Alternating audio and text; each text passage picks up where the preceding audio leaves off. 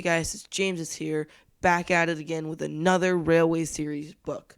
Now, like I've said before, these are previous videos that I posted that have been long since deleted, and obviously, like I've said before, I was still really young, so my voice is really squeaky and such.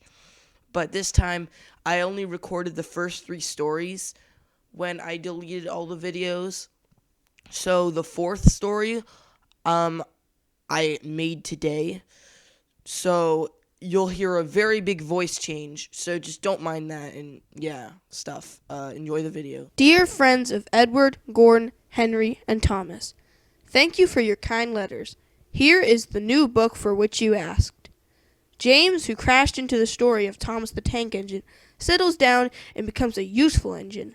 We are nationalized now, but the same engines still work the region.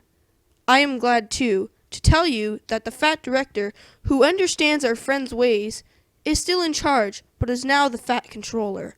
I hope you enjoy this book, too. The author. James and the Top Hat. James was a new engine who lived at a station at the other end of the line. He had 2 small wheels in front and 6 driving wheels behind. They weren't as big as Gordon's, and they weren't as small as Thomas's. "You're a special mixed traffic engine," the fat controller told him. "You'll be able to pull coaches or trucks quite easily." But trucks are not easy things to manage, and on his first day they had pushed him down a hill into a field. He had been ill after the accident, but now he had new brakes and a shining coat of red paint. "The red paint will cheer you up after your accident," said the fat controller kindly. "You are to pull coaches today, and Edward shall help you." They went together to find the coaches. "Be careful with the coaches, James," said Edward. "They don't like being bumped." "Trucks are silly and noisy. They need to be bumped and taught to behave, but coaches get cross and will pay you out." They took the coaches to the platform and were both coupled on in front. The fat controller, the station master, and some little boys all came to admire James' shining rods and red paint. James was pleased. "I am a really splendid engine," he thought, and suddenly let off steam. Wheesh! The fat controller, the station master, and the guard all jumped, and a shower of water fell on the fat controller's nice new top hat. Just then the whistle blew, and James thought they had better go, so they went. Go on, he puffed to Edward. Don't push, puffed Edward, for he did not like starting quickly. "Don't go so fast," grumbled the coaches, but James didn't listen. He wanted to run away before the fat controller could call him back. He didn't even want to stop at the first station. Edward tried hard to stop, but the 2 coaches in front were beyond the platform before they stopped, and they had to go back to let the passengers get out. Lots of people came to look at James, and as no one seemed to know about the fat controller's top hat, James felt happier. Presently they came to the junction where Thomas was waiting with his 2 coaches. "Hello, James," said Thomas kindly. "Feeling better?" "That's right." "Ah, that's my guard's whistle. I must go. Sorry I can't stop. I don't know what the fat controller would do without me to run this branch line." And he puffed off importantly with his 2 coaches into a tunnel. Leaving the junction, they passed the field where James had had his accident. The fence was mended and the cows were back again. James whistled, but they paid no attention. They clattered through Edward's station yard and started to climb the hill beyond. It's ever so steep, puffed James. I've done it before, puffed Edward. It's steep, but we'll do it. It's steep, but we'll do it. The 2 engines puffed together as they pulled the train up the long hill. They both rested at the next station. Edward told James how Gordon had stuck on the hill, and he had to push him up. James laughed so much that he got hiccups and surprised an old lady in a black bonnet. She dropped all her parcels, and 3 porters, the station master, and the guard had to run after her, picking them up. James was quiet in the shed that night. He had enjoyed his day, but he was a little afraid of what the fat controller would say about the top hat. James and the bootlace. Next morning, the fat controller spoke severely to James. "If you can't behave, I shall take away your red coat and have you painted blue." James did not like that at all, and he was very rough with the coaches as he brought them to the platform. Come along, he called rudely. All in good time, all in good time, the coaches grumbled. Don't talk, come on, answered James, and with the coaches squealing and grumbling after him, he snorted into the station. James was cross that morning. The fat controller had spoken to him. The coaches had dawdled, and worst of all, he had to fetch his own coaches. Gordon never does, thought James, and he is only painted blue. A splendid red engine like me should never have to fetch his own coaches. And he puffed and snorted round to the front of the train, and backed onto it with a rude bump. Oh! groaned the coaches. That was too bad. To make James even more cross, he then had to take the coaches to a different platform, where no one came near him as he stood there. The fat controller was in his office. The station master was at the other end of the train with the guard, and even the little boys stood a long way off. James felt lonely. I'll show them, he said to himself. They think Gordon's the only one who can pull coaches. And as soon as the guard's whistle blew, he started off with a tremendous jerk. Come on, he puffed, and the coaches, squeaking and groaning in protest, clattered over the points onto the open line. Hurry, puffed James. You're going too fast, said the coaches, and indeed they were going so fast that they swayed from side to side. James laughed and tried to go faster, but the coaches wouldn't let him. We're going to stop, they said, and James found himself going slower and slower. What's the matter? James asked his driver. The brakes are hard on. Leak in the pipe most likely. You banged the coaches enough to make a leak in anything. The guard and the driver got down and looked at the brake pipes all along the train. At last they found the hole where rough treatment had made a joint work loose. How shall we mend it? Said the guard. James's driver thought for a moment. We'll do it with newspapers and a leather bootlace. Well, where is the bootlace coming from? Asked the guard. We haven't one. Ask the passengers, said the driver. So the guard made everyone get out. Has anybody got a leather bootlace? He asked. They all said no, except for one man in a bowler hat, whose name was Jeremiah Jobling, who tried to hide his feet. You have a leather bootlace there, I see, sir, said the guard. Please give it to me. I won't, said Jeremiah Jobling. Then, said the guard sternly, I'm afraid this train will just stop where it is. Then the passengers all told the guard, the driver, and the fireman what a bad railway it was. But the guard climbed into his van, and the driver and fireman made James let off steam. So they all told Jeremiah Jobling he was a bad man instead. At last he gave them his laces. The driver tied a pad of newspaper tightly round the hole, and James was able to pull the train. But he was a sadder and wiser James, and took care never to bump coaches again. Troublesome Trucks. James did not see the fat controller for several days.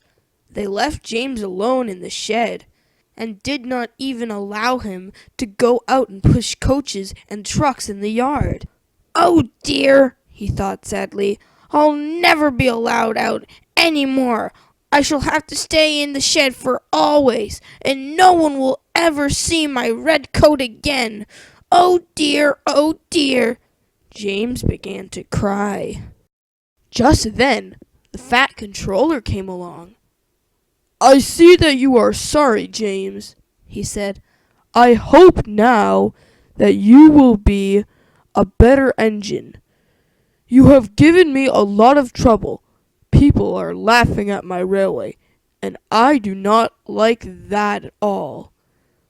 I am very sorry, sir, said James. I will try hard to behave. That's a good engine, said the fat controller kindly. I want you to pull some trucks for me. Run along and find them. So James puffed happily away. Here are your trucks, James, said a little tank engine. Have you got some bootlaces ready?" And he ran off laughing rudely. "Oh, oh, oh," said the trucks as James backed down on them. "We want a proper engine, not a red monster." James took no notice and started as soon as the guard was ready. Come along, he puffed. We won't, screamed the trucks. But James didn't care, and he pulled the screeching trucks sternly out of the yard. The trucks tried hard to make him give up, but he still kept on. Sometimes their brakes would slip on, and sometimes their axles would run hot. Each time they would have to stop and put the trouble right, and each time James would start again, determined not to let the trucks beat him. Give up!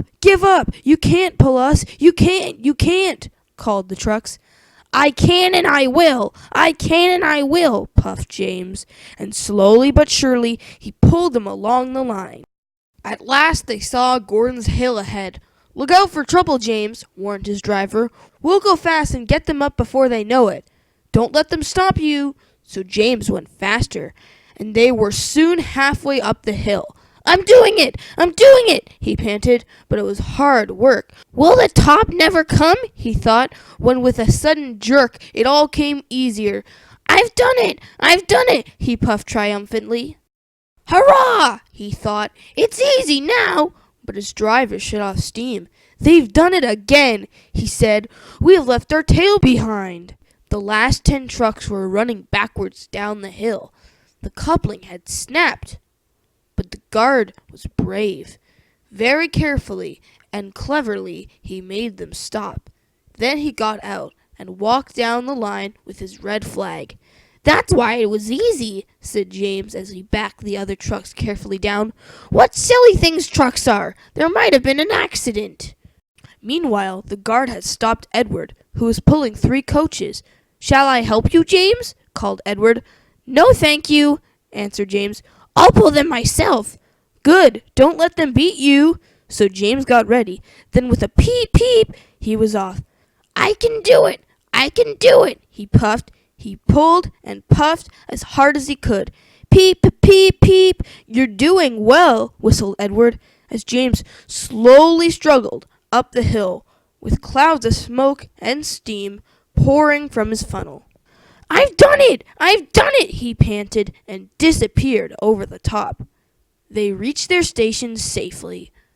James was resting in the yard when Edward puffed by with a cheerful peep, peep. Then, walking towards him across the rails, James saw the fat controller. Oh dear, what will he say? He asked himself sadly. But the fat controller was smiling. I was in Edward's train and saw everything, he said. You've made the most troublesome trucks on the line behave. After that, you deserve to keep your red coat. James and the Express. Sometimes Gordon and Henry slept in James's shed, and they would talk of nothing but bootlaces. James would talk about engines who got shot up in tunnels and stuck on hills, but they wouldn't listen, and went on talking and laughing. You talk too much, little James, Gordon would say.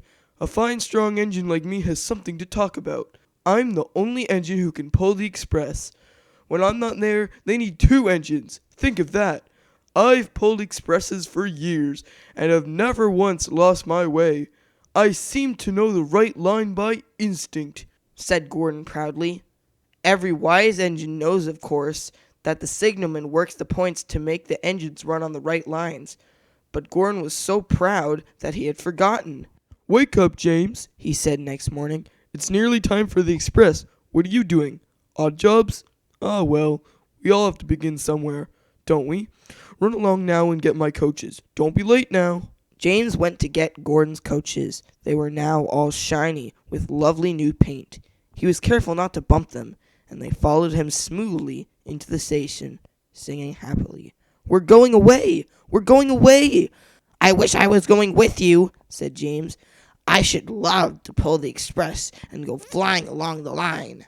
He left them in the station and went back to the yard, just as Gordon, with much noise and blowing of steam, backed on to the train. The fat controller was on the train with other important people, and, as soon as they heard the guard's whistle, Gordon started. Look at me now, he puffed, and the coaches glided after him out of the station. Poop, poop, poop, poop, poop. Goodbye, little James. See you tomorrow. James watched the train disappear round a curve and then went back to work. He pushed some trucks into their proper sidings and went to fetch the coaches for another train.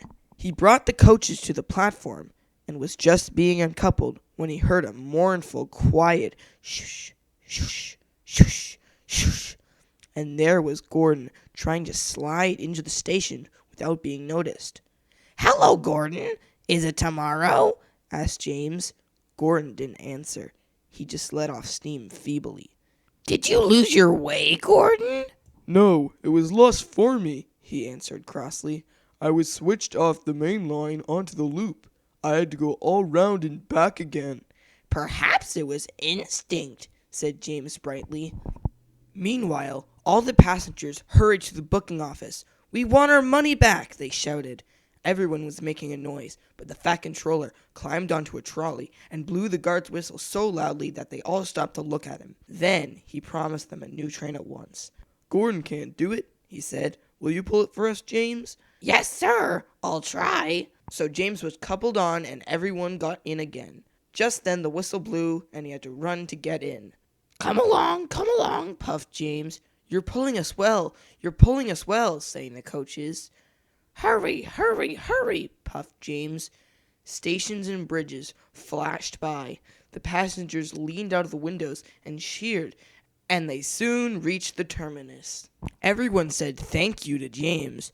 Well done, said the fat controller. Would you like to pull the express sometimes? Yes, please, answered James happily. Next day, when James came by, Gordon was pushing trucks in the yard. I like some quiet work for a change, he said. I'm teaching these trucks manners. You did well with those coaches, I hear. Good. We'll show them. And he gave his trucks a bump, making them cry, oh, oh, oh, oh. James and Gordon are now good friends. James sometimes takes the express to give Gordon a rest. Gordon never talks about bootlaces, and they are both quite agreed on the subject of trucks.